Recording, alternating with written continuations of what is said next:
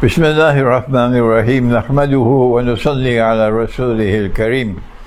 We greet you with Assalamu alaikum wa rahmatullahi wa barakatuh on this the 17th day of Jumadil Akhirah, and excuse me,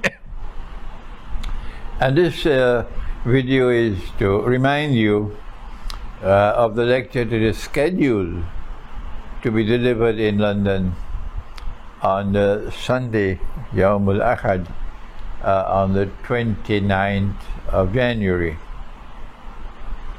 And the topic of the lecture is the Quran and inflation. Inflation is a technical word, and there are many who would not know what's the meaning of inflation. So let me explain that the market, when the market is a free and a fair market, prices will rise and prices will fall based on demand and supply. When demand increases over supply, the price will rise. And when supply increases over demand, then the price will fall. And, excuse me, it is Allah who determines supplies. Allah can cause it to rise, Allah can cause it to fall. And so let me say it one more time, that a free and a fair market is one in which prices will constantly rise and fall based on demand and supply. However, we live in a strange and mysterious world today. For the economist who has graduated from the London School of Economics and other universities, of course, this is not a strange and unusual world, because he has a PhD. But for the rest of us who are not economists, for us it is mysterious. Why is it that prices are only rising? Constantly rising. It's not going up and down, it's only going up. Why? Like, you know, remember when I was 5 years of age, my father bought a motor car to take me to school. He was a school principal.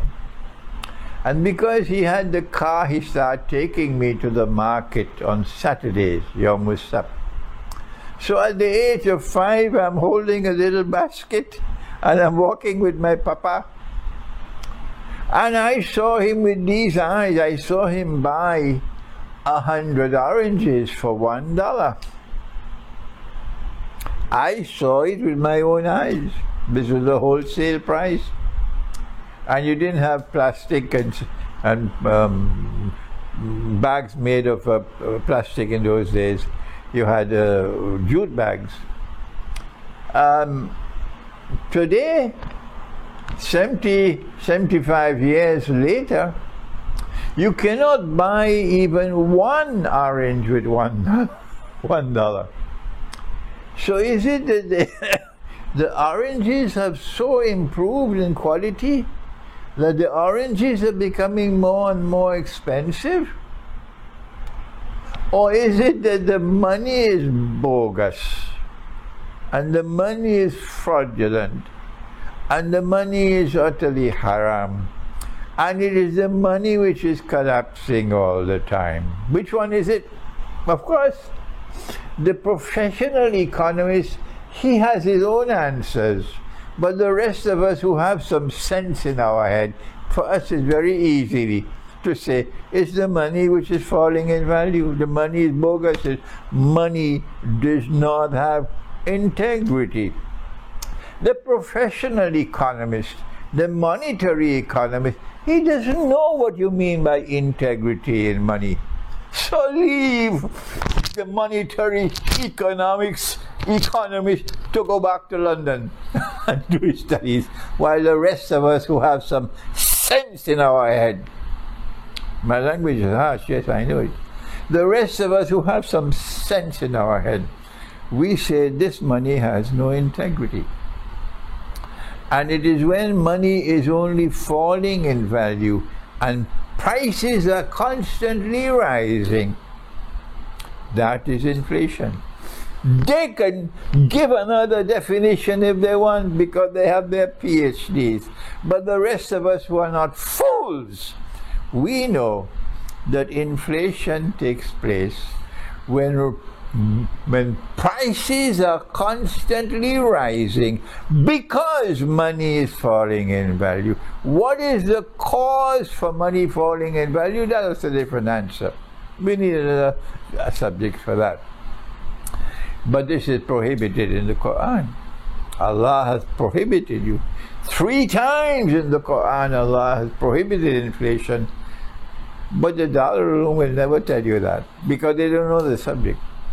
This is our subject, our lecture subject in London on the 29th of January.